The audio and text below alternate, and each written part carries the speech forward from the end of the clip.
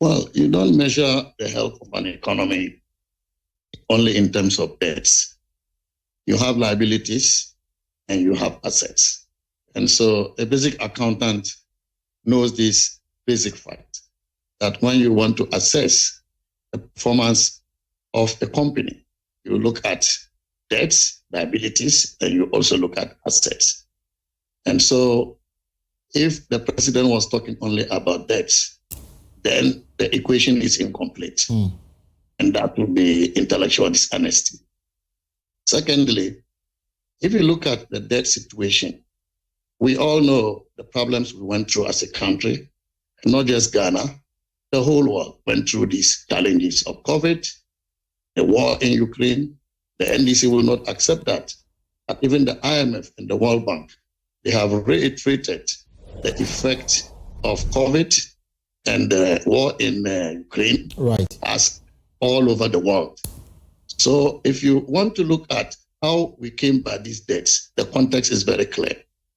But it is not just about mentioning the debt figures. You measure debt sustainability, which is what we are working to achieve in terms of your GDP. So number one, you have to ask yourself, the money you borrowed, what did you use it for? The Akufo-Addo government borrowed, but we also use it to increase the size of the GDP by $20 billion. $20 billion is no mean achievement. That you have borrowed and you've added to the size of the GDP over 7 years, $20 billion United States dollars. It means that we've used the money well, we've used the money productively, we've used it to build the economy. Secondly, if you also want to look at sustainability, you look at the debt figures as against the GDP. Now, if you look at the indicator of debt sustainability that we left, it was 72% of GDP. And don't forget that it had risen to above 80%. But because of our productive debt management strategy, we brought it down to 72% of GDP. The NDC, when they left office in 2016, what was their sustainability outlook? By the end of 2016, the debt to GDP was 4%. So I'm surprised President Mahama is talking about debt when he handed over 74% of GDP in debt sustainability to the Akufo-Addo government. And this is why we're saying that it is about debts. Every government has accrued debts. Remember, in 2017, when NPP took over, the energy sector alone had a debt of $2.5 billion. Today we are told it's $2.2 billion. 2.5 billion United States dollars. Okay? The road sector had debts. The cocoa sector had debts. But President Akufo-Addo took the bull by the horn. He accepted responsibility.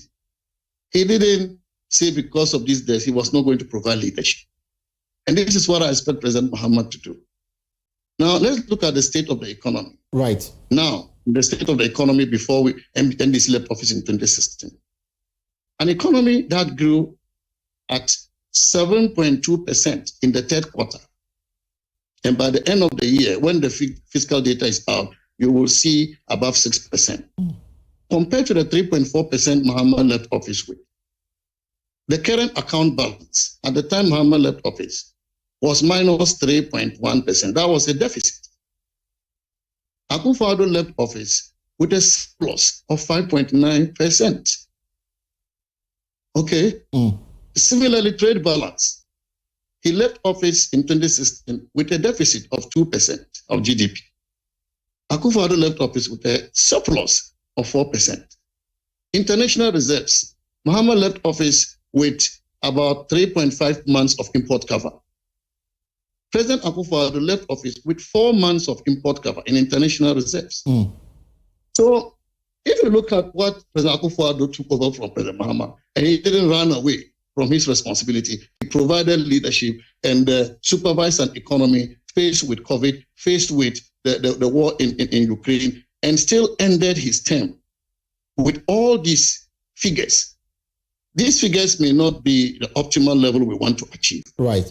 But comparing with the record of President Mahama, I think that President Mahama should stop this. this lamentation and go ahead to take leadership. So Doctor, provide leadership. Doctor, in spite of all of this, I mean, the narrative we've been provided this afternoon, we provided this afternoon, is that the economy left behind can best, I mean, first we heard words like it was criminally handled, it's in crisis, it's in ICU, basically saying that, concluding that you set out to run down the republic. What will be your reaction to this?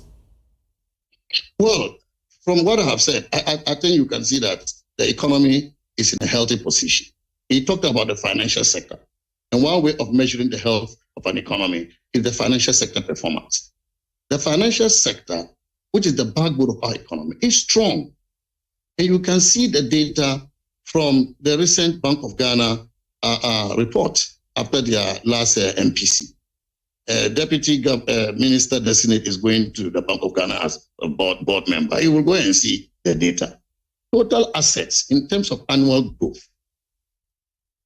by December 2024 was 33.8%. Total deposits, December 2024 was 28.8% annual growth. Is it an economy that is in trouble when the financial sector is posting this data in terms of their performance? If we come to earnings and profitability, returns on assets before tax, as of December 2023, it was 5.4%. December 2024, it's 5%. But when you even come to look at returns on equity after tax, December 2024 was 38.8%. I'm talking about annual growth rates. Right. So these ratios of the performance of the banks, and if you come to the capital market, you will see, I mean, similar data where the GSE All Share Index, in terms of year to date growth, is about 56%. The capital market tells you the health of the economy, how the economy is performing.